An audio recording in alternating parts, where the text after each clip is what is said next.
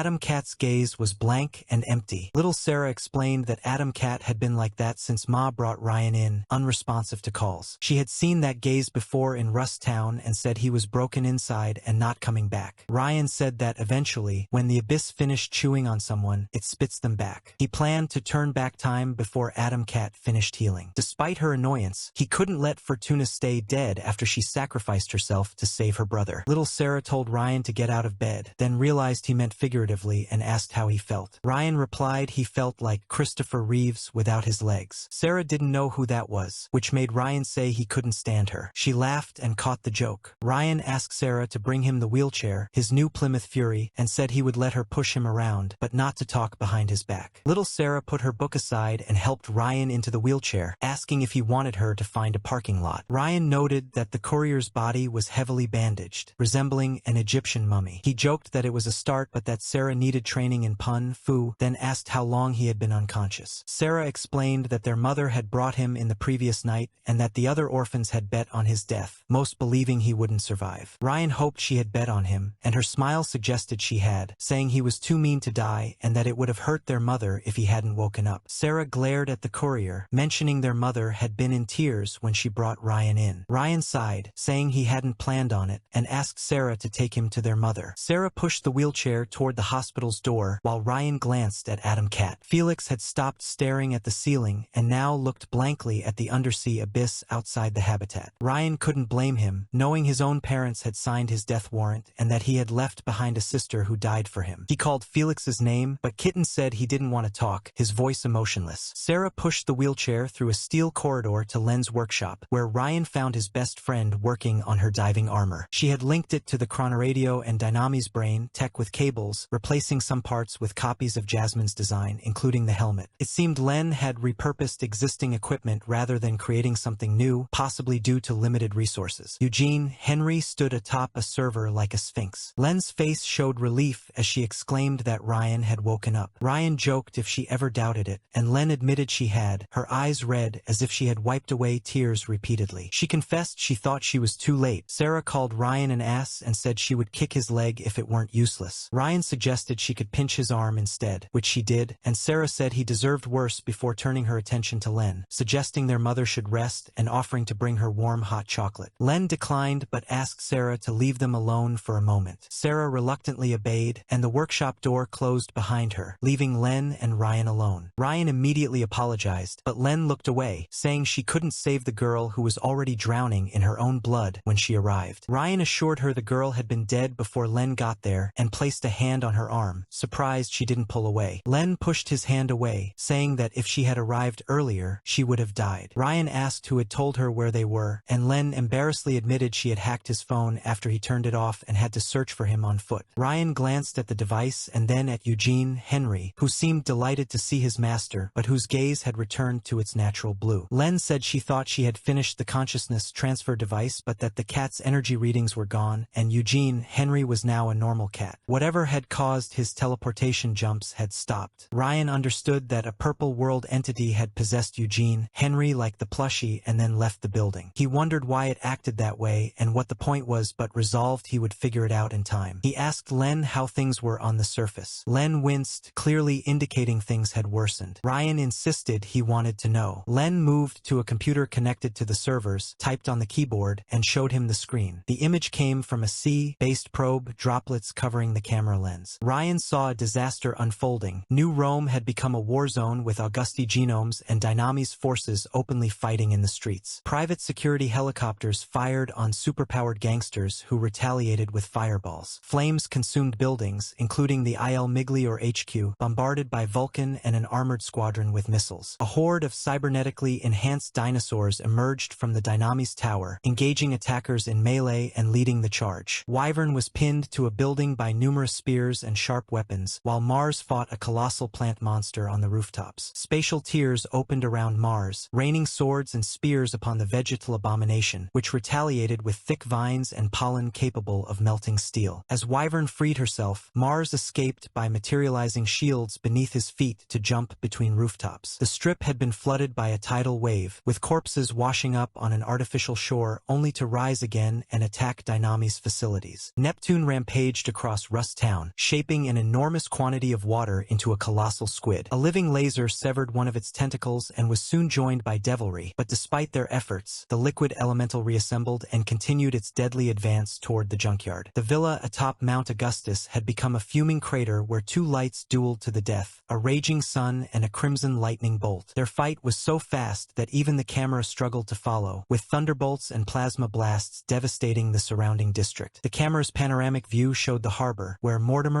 Lanka, and other genomes fired at an unseen form that almost gave Ryan a headache just by appearing on screen. The horrifying eldritch mascot had swirling tentacles for a beard, great dark wings, and webbed hands, a terrifying mix between a squid and a human, worn by a genome unable to control its public domain-powered darkness. The abomination screamed the garbled words, "Cthulhu Ftain." Wardrobe had brought out the apocalypse suit, indicating how dire the situation was. Len admitted the chaos extended all along the coast, not just New Rome but also Sicily and Sardinia. It was the end of the last loop all over again. Destroying the meta had only delayed the inevitable. As long as events continued on their current path, Dynamis, the Carnival, and the Augusti were bound to collide with disastrous results. Ryan's perfect run still seemed far away. He apologized to Len, saying Lab 66 would have to wait for next time. Len confirmed with a frown that it had been like this the previous time. Ryan added that it hadn't been as terrible, but the result was the same, with Adam providing a bigger match. The computer beeped, and Len frowned as she typed on the keyboard, announcing a call from Vulcan. Ryan's heart skipped a beat, sensing a ray of hope amid another bad ending. He told Len to open the channel. The screen shifted from New Rome's apocalyptic ruins to a young woman seated in a chair, though it was not Jasmine. Livia's relieved voice greeted Ryan, expressing her uncertainty since she hadn't seen him. Len scowled, but Ryan responded calmly, stating that if he were dead, the grim present would have ended abruptly. Livia replied with a joyless smile, admitting she had worried that Ryan hadn't told her the whole truth. When she asked about Fortuna, Ryan confirmed she was dead, causing Livia's expression to turn to deep grief. He added that Felix was alive but deeply shaken. Livia fell silent, muttering that she had foreseen it but had hoped otherwise, mentioning her aunt. Ryan explained that Fortuna had died defending her brother from Pluto, and if Fortuna had her way, Livia's late aunt would have killed Felix too. He bluntly stated that Livia's father had given the order, and Pluto carried it out without hesitation. Livia admitted she never wanted this and never thought it would come to such a point. Even Len's expression softened in sympathy despite her clear dislike for Livia, perhaps because she empathized with the mafia princess's situation. Ryan promised to make things right again. Livia finally looked up, asking if there was truly no other way, warning that if nobody but Ryan remembered, the cycle would repeat. Ryan glanced at Len, who shook her head, disagreeing with the idea. Livia noticed their unease and guessed they had a plan to solve the issue. Before Ryan could respond, Len firmly stated they couldn't tell Livia and apologized. Livia regained her composure, focusing on Shorty and asserting that as the underdiver, Len knew everything. Len admitted she was against Ryan telling Livia. Livia acknowledged the distrust, especially after her aunt's actions, and swore she never wanted the tragedy, having done everything she could to stop it. Len remained unimpressed, pointing out that Livia had failed. Livia closed her eyes and bit her lip, a gesture reminiscent of Len's. She explained that her father usually listened to her, but not on this matter, as his hatred of Hargraves ran too deep. Len asked where Livia was and how they could be sure others weren't listening. Livia assured them she was in a safe place outside New Rome with Narcinia, using Vulcan's private line, which was too busy to monitor. Livia revealed she called now precisely because Vulcan was too busy. Len questioned how Livia knew Ryan was there, given her power didn't work on him. Livia explained she couldn't see Ryan directly, but could observe the results of his actions afterward. She had searched for a possibility to talk to Felix, which always involved this line, though she didn't know their location. Ryan cleared his throat, suggesting they end the conversation, but Len insisted on continuing. She warned that Livia was a risk, potentially slipping up about them to Augustus. Livia's sudden outburst admitted she had been wrong to believe her father incapable of such destruction, expressing remorse, grief, and disappointment. She mentioned even Narcinia's betrayal. Len stated Livia shouldn't have trusted Augustus, as it was obvious. Livia bitterly asked if Len distrusted her own parents when they told her things, a remark that visibly struck Len. Livia sighed heavily and offered to help right the wrongs, acknowledging her family's role in causing pain and recognizing the burden on Ryan's shoulders. She expressed gratitude for his sacrifices and insisted she was not an ingrate. Ryan asked if she finally believed him about not being enemies, and Livia nodded, admitting it took some time. She confessed her fear of Ryan, describing him as terrifying due to his knowledge and ability to erase every everything they did at will, noting that none of her powers worked on him, only on her father. Ryan said nothing, turning instead to Len. Despite the temptation to push the issue, he respected Len's reluctance to involve Livia further, recognizing her as a trusted ally through difficult times. Len faced the same dilemma Ryan had confided in Jasmine about, risking openness and betrayal for an uncertain future. Len hesitated before revealing they were attempting to develop a system capable of sending someone's consciousness back in time. Livia's face brightened with hope and eagerness to help. Len explained she had created a memory map to transmit her memories to her past self, but could not send more than one person back yet, and was uncertain if it would work at all. She had modified one of her armors based on Ryan's design, but had no backup. Livia immediately offered her detailed journal to save information and transmit it to Ryan in the next iteration, suggesting she could record the machine's design. Len firmly refused to share the machine's blueprints, still suspicious of Livia. Livia proposed recording the memory map instead. Ryan's heart skipped as he realized she could record that. Len confirmed it was all data, lines of code, and that she could take a snapshot to provide a backup if the transfer failed. She then looked into Ryan's eyes, indicating the risk was less than sharing the blueprints but meant Livia could hold Shorty's memories hostage. Ryan nodded after a moment's thought, deciding to trust Livia, hoping he would not be alone when starting again. Livia bowed deeply, thanking them both and swearing not to disappoint. She asked when they would turn back time. Ryan glanced at Shorty and asked if it would happen as soon as he sent Shorty's consciousness backward. Len confirmed with a nod that his system should cause an early end as the message was sent, a polite way to say it would kill Ryan. Livia asked if it was possible to speak to Felix beforehand. Len offered to link her feed to Felix's TV and send her the memory map as well. Livia thanked him with a sad smile. Len abruptly ended the conversation, the screen turning black. Ryan observed that Livia did not like the situation. She admitted that if it went wrong, she would hold Ryan's life in her hands, making her a hostage who could be used against him. Ryan acknowledged this risk but questioned why Len had told her if he did not trust her. Len explained that she trusted Ryan and had once been afraid of him but realized she was wrong. Ryan expressed gratitude to Len, hoping the world would be just enough for her to remember these words. Len looked away, doubting the world's justice but hoping to be proven wrong. The courier glanced at his cat resting on the server. Ryan remarked that the entity said it was all up to them now, having helped but leaving the rest to their actions. Livia confessed she did not understand. Ryan explained that Eugene Henry had to leave and that the rest was up to him. He realized the entity had sent chronoradio messages to encourage him when he considered giving up, caused his early meeting with Livia, and subtly aided Len. It had positioned Fortuna to save Ryan's life and indirectly convinced Livia to assist, setting events in motion so this meeting could occur. Len expressed skepticism that the entity had sent Fortuna to her death intentionally and questioned whether they should trust something that used human life so carelessly. Ryan said he preferred to see the best in people, even interdimensional horrors, without prejudice. Len remained unconvinced, asserting that some people were rotten to the core. Ryan acknowledged meeting Big Fat Adam but maintained his hope to see the best. Ryan reflected on fate, noting that across many loops, events often echoed one another despite interference. This loop would likely end similarly to the previous one, with New Rome burning, Ryan trapped in mechanical armor, and a genius trying to transfer her consciousness through time. He understood that, as one person, he was like a stone thrown into a river, until he mastered a loop enough to maximize his impact and send it off course. The sequence of events tended to reassert itself. The courier fought against the universe and causality, and though it cost him much, he always prevailed, never giving up hope that each loop would be better. Ryan believed that if he succeeded in ferrying more people across time, he could do more than throw pebbles in the river, he could cause a landslide. Len instructed Ryan to activate his power when asked, explaining that the violet flux should build up and reach critical mass before he approached the 10-second mark. She placed the modified armor's helmet on Ryan's face and hooked him to her machinery. Ryan preferred to avoid making a new save point and noted that Len's armor design was cruder and experimental compared to Jasmine's, serving as a fulcrum for his power while her computer ran the computations. He asked how it should proceed. Len said she would send the memory map to her previous self, hoping her current memories would overwrite the old ones, though she could not be certain. Ryan reassured her that it had to work since everything was in place. The workshop door opened, and a bandaged Felix entered, his gaze shifting between Len and Ryan. Ryan saw disbelief in Felix's eyes, followed by quiet acceptance. Felix admitted to having listened long enough. Len asked how long he had been listening, and Felix replied he had been around wardrobe too long. Felix sat on a workbench and complimented Ryan's armor, preferring a cashmere suit instead. Ryan joked about making a cashmere power armor one day. Felix remarked on the craziness of time travel and asked how long Ryan had been at it and how far he could go. Ryan estimated between 500 and 1,000 years and said he could turn the clock back right before his arrival in New Rome. Felix expressed disbelief at nearly a millennium of time travel. Len asked if Livia had told him, but Felix said no, though he had begun to wonder. He acknowledged staying around wardrobe too long. Ryan asked if Felix had made peace with Livia. Felix said not quite, but believed she now understood why he left, though it was too little, too late. He asked if Ryan could save his sister, and Ryan confirmed he would. Felix thanked Ryan but asked if he could join the ride. Ryan explained that the machine could only host one brain map and that he would if he could. Len added that they were not even sure the plan would succeed. Felix accepted this, likely numbed by recent events, and asked if they all died once Ryan went back. Ryan reassured him that he would forget, like amnesia. Felix considered that one way to see it. Adam Kitten squinted at Ryan and asked if he had slept with her before. Ryan denied it, surprising her. He joked about having a fuck, marry, kill list to fulfill before his perfect run, naming Jamie, Yuki, the vamp, and PSY. Len rolled her eyes while Adam Cat crossed his arms, unimpressed. Felix admitted he had not understood how much Fortuna loved him, having thought she would choose their parents over him. He now realized he was wrong about her and Livia and believed there was still hope for them. He acknowledged never appreciating his sister and saw that his own parents had signed his death warrant, but Fortuna had chosen him over them and done the right thing when her back was against the wall. Ryan and Len remained silent, understanding Felix needed to express this truth. Felix said that when Ryan turned back time, he would forget and be angry and bitter at Fortuna all over again, making her death meaningless. Ryan reassured him that he would remember, and that Fortuna would make it through his perfect run one way or another. Adam Cat asked Quickie to ensure he understood everything by the time the process was finished, and without Fortuna dying, admitting he doubted he would ever reconcile with Fortuna if Ryan did not intervene. Ryan reassured him that he would find a way, likely by kidnapping both Felix and Fortuna and forcing them into family therapy, even joking about turning one of them into a pickle. Felix smiled genuinely, expressing that he had enjoyed working with Ryan and considered him a good friend. Ryan urged Felix to begin the process quickly before he succumbed to diabetes, lamenting that they never got around to doing a training montage with the panda. Felix agreed, saying it would have been fun. Suddenly, a terrible alarm echoed through the underwater base, interrupting the moment. Ryan turned his head toward Len, whose heavy helmet moved slowly with her skull. Her computer screen displayed the abyss outside alongside the shape of an enormous submarine illuminated by projectors from Len's base, bearing the logo Dynamis. The computer bleeped as someone attempted contact. Len answered cautiously, frowning as a new video feed appeared showing a shining skull staring at the genomes in the workshop. Alphonse Manada's voice held no relief, only curiosity, as he remarked that Adam Cat had survived and wondered where he had run off to. Felix approached Len's computer, questioning the meaning of the Fallout message and noting that Dynamis was supposed to be in New Rome. Alphonse explained that they were relocating their HQ and laboratories out of the city because Augustus had destroyed their previous installations, and they intended to pick up Miss Sabino along the way. Len bristled in dread, frustrating Ryan, who taunted the nuclear cyborg with ET2. Nagasaki? Fallout scoffed, confirming Quicksave's identity inside the armor and ordering them to evacuate the underwater base within 10 minutes to join them aboard the submarine, warning that Vulcan might pursue soon. Len protested, but Ryan and she both denied the request, warning against forcing them to raise a new Berlin Wall. Alphonse's gaze hardened as he told Len they needed her dead or alive and threatened to flood the entire complex and harvest the corpse's genetic material if they did not surrender. Felix's face turned pale, pointing out that children were inside. Ryan reminded Alphonse that they had helped him against the meta and criticized his view of long-term partnerships. Alphonse accused Quicksave of betrayal due to dealings with Livia Augusti, but insisted that joining them was the only way to spare lives. Felix expressed fury and disappointment, believing Alphonse was one of the good ones. Alphonse claimed he opposed Augustus and only acted to prevent Augustus and his twisted kind from winning. Felix angrily asked how Alphonse was any different, citing Hargrave's testimony about Augustus murdering a peaceful community to capture Felix's sister Narcinia, and accused Alphonse of threatening children's lives to control a genius. Alphonse argued that he acted to save human lives, contrasting that with Augustus' countless murders and warning of more deaths if Augustus remained unchecked. He said ending the war quickly would save lives, and if Len joined them, they would be closer to victory. Len asked why she was targeted and what she had done, questioning if it was about the factory. Alphonse replied gruffly that there was no point explaining now, but revealed she was key to refining elixir processing for mass production, removing it as a tool of oppression. Ryan realized Alphonse wanted to make everyone a genius genome, explaining that warlords like Augustus maintained power by concentrating genomes in their organizations, but democratizing elixirs would break these dictatorships. Len was the key to this vision. Ryan noted Alphonse's hypocrisy about keeping bloodstream in his labs, but Alphonse ignored the question and demanded they choose dead or alive. Len looked to Ryan and answered swiftly that it was better to be dead than part of the corporation, abruptly cutting off communication. Alphonse responded with a bombardment that shook the underwater complex as projectiles struck the habitat. Len ordered Ryan to act, and Ryan immediately froze time, violet flux particles floating out of his suit. As the particles multiplied, Ryan took one last look at the scene, water breaking through the ceiling from Dynami's torpedoes, Len staring at her screen with dread and hope, and Felix waiting quietly for the end. Though it was not the ending Ryan had hoped for, he swore it would not happen again. Violet particles engulfed the world, ending the loop. It was May 8, 2020 in New Rome, not for the first time nor the last. Ryan parked his car near the city instead of driving in, waiting silently as music played from the chronoradio instead of a message from an erased timeline. Like Eugene, Henry, whatever force had influenced the device during the previous loop had ceased. Dread overtook Ryan's body as he waited desperately for a sign from Len, any sign that she had survived and that Jasmine's loss and all the sacrifices had meant something. Though he had never believed in any god, he was tempted to pray. The chronoradio's music stopped abruptly, and Len's voice came through, calling him Riri. Ryan's heart skipped a beat as relief washed over him. He asked if she remembered, and after a brief silence, Len confirmed she did. It had worked. After so many trials, false starts, loneliness, and pain, Ryan's patience had finally paid off. He had spent countless loops researching his power and gathering the necessary knowledge and tools, with contributions from Len, Jasmine, and others. This time was different. Things had changed irrevocably. Len coughed and told Ryan to go to the orphanage immediately. When Ryan expressed concern about Ghoul, Len interrupted, her cough worsening, insisting there was little time and that the procedure had a problem. She pleaded for his help, warning that without it, everything would be for nothing. Ryan demanded to know what Len meant by shorty, but she cut the communication without answering. Frustrated, he slammed the accelerator and sped toward Rust Town, suppressing his conscience about letting Ghoul escape for now because Len needed his help. As he drove north, Ryan muttered in disbelief that Len's idea had worked. Despite possible health costs or side effects, it had succeeded. Overjoyed, he paid the private security to let him pass through Rust Town's border, confident that the consciousness transfer could be perfected. Approaching the orphanage, Ryan's phone rang from an unknown number he recognized as Livia's, but he did not answer immediately. Outside the orphanage doors, Len waited alone, dressed in her jumpsuit and carrying her water rifle, her face pale and eyes sullen, with blood dripping from her nose. Ryan hurriedly parked his Plymouth Fury and rushed to her side, asking if she was all right. Len looked at him silently, clearly unwell, and as he reassured her, she suddenly fired her weapon at him. Ryan froze, unable to believe Shorty would attack him, and the shot hit him. A sphere of water instantly formed around Ryan, absorbing him and restraining his body with intense pressure as liquid broke into his mask. Shocked, he realized Len's eyes had turned cold and soulless, and something had gone terribly wrong. Though Len had returned through time, someone else had come with her. Ryan reflected on the recurring patterns of fate he had witnessed across many loops. Despite his interference, events often echoed previous cycles, with New Rome burning, himself trapped in mechanical armor, and a genius attempting consciousness transfer through time. He understood that until he mastered the loop to alter its course, the sequence of events would reassert itself. Yet, he always prevailed, improving with each iteration, hoping to one day disrupt the flow significantly. Len placed the modified armor's helmet on Ryan and connected him to her machinery, instructing him to activate his power when asked. She explained that the violet flux should build and reach critical mass before the 10-second mark. Ryan noted the armor was cruder and experimental compared to Jasmine's, serving only as a fulcrum while Len's computer handled computations. Len prepared to send her current memories back to her previous self to overwrite them, though she expressed uncertainty. Ryan affirmed that everything was in place for success, but Len could only hope it would work. Their conversation was interrupted when a bandaged Felix entered the workshop, his gaze shifting between Len and Ryan with disbelief and quiet acceptance. Len asked how long he had been listening, and Felix admitted it had been long enough. He sat on a workbench, commenting on Ryan's armor and joking about preferring a cashmere suit. Felix expressed amazement at Ryan's time travel abilities, asking how long he had been at it and how far he could go. Ryan estimated his age between 500 and 1,000 years and said he could turn the clock back to just before his arrival in New Rome. Felix shook his head in disbelief at the length of time. Len asked if Livia had told Felix about Ryan's secret, but he said no, though he had suspected it. Felix Felix acknowledged understanding why he had left, noting that a war had shaken Livia's faith in her father, but it was too little, too late. When Ryan asked if Felix had made peace with Livia, Felix replied that he thought she now understood his reasons. Felix asked if Ryan could save his sister, and Ryan promised he would. Felix requested to join the mission, but Ryan explained the machine could only host one brain map. Len added uncertainty about whether she could make it through the procedure at all. Felix accepted the situation with a resigned sigh, though concern remained on his face. Ryan reassured him that after returning, he would forget everything like amnesia. Felix considered the concept and then asked Ryan if he had ever been with Adam Kitten. Ryan denied it, explaining he had a fuck, marry, kill list to fulfill before his perfect run, naming Jamie, Yuki, the vamp, and Pieswagaswag. Len rolled her eyes, and Felix crossed his arms, expressing surprise but remaining silent to process the information. Felix admitted he had misunderstood how much Fortuna loved him, believing she would choose their parents over him, but he was wrong about her and Livia. He saw hope for them now and regretted not appreciating his sister. He acknowledged that while their parents had signed his death warrant, Fortuna had chosen him over them and done the right thing when pressured. Ryan and Len remained silent, understanding Felix needed to express his truth. Felix concluded that when Ryan turned back time, he would forget this realization and become angry and bitter at Fortuna again, rendering her death meaningless. Ryan reassured Felix that he would remember, despite his previous low opinion of Lucky Girl improving greatly after witnessing her sacrifice. He vowed she would survive his perfect run one way or another. Felix, catching his breath, asked Ryan to ensure he understood that by the time Ryan finished, Fortuna would not die, as he doubted he would ever reconcile with her if Ryan did not intervene. Ryan promised to find a way, likely by kidnapping both Felix and Fortuna for family therapy, even if it meant turning one into a pickle. Felix smiled genuinely, expressing that he had enjoyed working with Ryan and considered him a good friend. Ryan teased Felix to start the process before he died of diabetes, lamenting that they had never done a training montage with the panda. Felix agreed it would have been fun. Suddenly, a terrible alarm echoed through the underwater base, interrupting the moment. Ryan turned toward Len as her heavy helmet shifted with her skull. On her computer screen, an image of the abyss and an enormous submarine appeared, illuminated by projectors from Len's base, bearing the logo Dynamis. The computer bleeped as someone attempted contact. Len answered cautiously, frowning as a new video feed displayed a ghoulish, shining skull, Alphonse Manata, looking at the genomes in the workshop. Alphonse spoke without relief, expressing curiosity about Adam Cat's survival and questioning where he had gone. Felix approached Len's computer, asking about the situation and noting that Alphonse was supposed to be in New Rome. Alphonse explained they were relocating their headquarters and laboratories out of the city after Augustus destroyed their previous installations and intended to pick up Miss Sabino along the way. Len bristled with dread, frustrating Ryan, who taunted the nuclear cyborg with ET2, Nagasaki. Alphonse scoffed, recognizing Ryan inside the armor and ordering them to evacuate the underwater base within 10 minutes to join the submarine, warning that Vulcan might pursue soon. Len protested, but Ryan and Len denied the request, warning against forcing them to raise a new Berlin Wall. Alphonse's gaze hardened as he declared they needed Len dead or alive, threatening to flood the entire complex and harvest genetic material if they did not surrender. Felix's face paled, reminding them there were children inside. Ryan pointed out their previous assistance against the Meta, accusing Alphonse of a poor view of partnerships. Alphonse accused Ryan of betrayal through dealings with Livia Augusti and insisted that joining them was the only way to spare lives. Felix expressed fury and disappointment, calling Alphonse one of the good ones, but Alphonse claimed he acted to prevent Augustus from ruling Europe and to stop his twisted kind from winning. Felix snarled, accusing Alphonse of hypocrisy after hearing Hargrave's account of Augustus murdering a peaceful community to capture Felix's sister Narcinia and now threatening children to control a genius. Alphonse countered that he acted to save human lives and questioned if they could fathom how many people Augustus had killed and would kill now that he was unrestrained. He argued that ending the war quickly would save more lives and that having Len with them would bring them closer to victory. Len asked why she was targeted and what she had done, questioning if it related to the factory. Alphonse replied gruffly that explaining now was pointless but revealed that Len was key to refining their elixir processing for mass production, so it would no longer be a tool of oppression by the few. Ryan realized Alphonse wanted to make everyone a genome. Alphonse confirmed that Augustus and similar warlords maintained power by concentrating genomes in their organizations, but democratizing elixirs would break these dictatorships, with Sabino as the key to this dream. Ryan noted Alphonse was a red in more ways than one and lamented that if he did not want to harm her, Fallout and Shorty might have gotten along well. Ryan bluntly asked if Alphonse kept bloodstream in his labs, causing Len to bristle. Fallout ignored further questions and demanded a choice, dead or alive. Len looked to Ryan and answered swiftly that she would rather be dead than become a corporate pawn, then abruptly cut off the communication. Alphonse responded with a bombardment that shook the entire undersea complex as projectiles struck the habitat. Len ordered Ryan to act, and Ryan immediately froze time, violet flux particles emanating from his suit. As the particles multiplied, he took a final moment to observe the scene, water breaking through the ceiling from Dynami's torpedoes, Len's dread and hope as she watched her screen, and Felix waiting quietly for the end. Ryan vowed this was not the ending he wanted, and that it would not happen again. The violet particles engulfed the world, ending the loop. It was May 8, 2020, in New Rome, not the first time nor the last. Ryan felt his legs again. Instead of driving into the city, he parked nearby and waited. Music played from the chronoradio instead of a message from an erased timeline. Like Eugene, Henry, whatever force had influenced the device during the previous loop had ceased. It was all up to Ryan now. He remained silent and motionless, dread overtaking him as he desperately awaited a sign from Len, any sign that she had survived, that Jasmine's loss and all sacrifices had meant something. Though he never believed in any god, he was tempted to pray. The music stopped abruptly, and Len's voice came through. Riri. Ryan's heart skipped a beat, relief flooding him as he asked if she remembered. After a brief silence, she confirmed she did. It worked. After countless loops, research, and gathering tools with contributions from Len, Jasmine, and others, the quest had reached its final stage. This time was different. Things had changed irrevocably. Len coughed and warned Ryan urgently to go to the orphanage immediately. Ryan blinked, concern overtaking his relief as he began to protest that Ghoul would kill. Len interrupted Ryan urgently, her cough worsening as she insisted he come quickly. She explained there was little time and a problem with the procedure, adding that she was not feeling right and needed his help immediately, or everything would be for nothing. When Ryan asked what she meant, the communication abruptly cut off. He shouted her name, but there was no response. Ryan slammed the accelerator and drove straight to Rust Town, suppressing his frustration about letting Ghoul get away with murder. Len needed him, and she remembered. As he drove north, he muttered that it had worked. Len's idea had worked, despite potential side effects. Overjoyed and hopeful, he paid the private security to let him pass through the Rust Town border. Approaching the orphanage, Ryan's phone rang from an unrecognized number, Livia. He did not answer immediately. Outside the orphanage doors, Len waited alone, wearing her jumpsuit and carrying her water rifle, her face pale and eyes sullen, blood dripping from her nose. Ryan parked his Plymouth Fury hastily and rushed to her side, asking if she was all right. Len looked at him silently, clearly sick. As Ryan reassured her, she suddenly shot him. Frozen in shock, Ryan could not imagine Len attacking him and was caught off guard. A sphere of water formed around Ryan, absorbing him instantly. Intense pressure restrained his body as liquid seeped into his mask. Len observed him coldly from the other side of the watery prison, and Ryan realized something had gone terribly wrong. Len had come back through time, but someone else had hitched a ride. For a moment, none of the psychos moved. They stared at the surreal scene outside the room, an adorable rabbit plushie standing amid blood and corpses. Ryan had never told Len much about this unholy abomination, and the psychos did not expect it to awaken. The seal had been broken, and hell was unleashed. The plushie noticed the black elixir in Big Fat Adam's hands and looked at it curiously. It playfully glanced at Ryan, as if warning him not to use it. Then the plushie spotted little Sarah bound on the table, its ears perking up as it uttered, "Child detected." Realizing the threat, Psyshock launched wire tentacles at the plushie, while Ghoul unleashed an ice shard volley. The possessed toy leapt with unnatural agility, its eyes turning red, and fired a laser blast that vaporized Psyshock's brain. It bounced off walls to dodge attacks,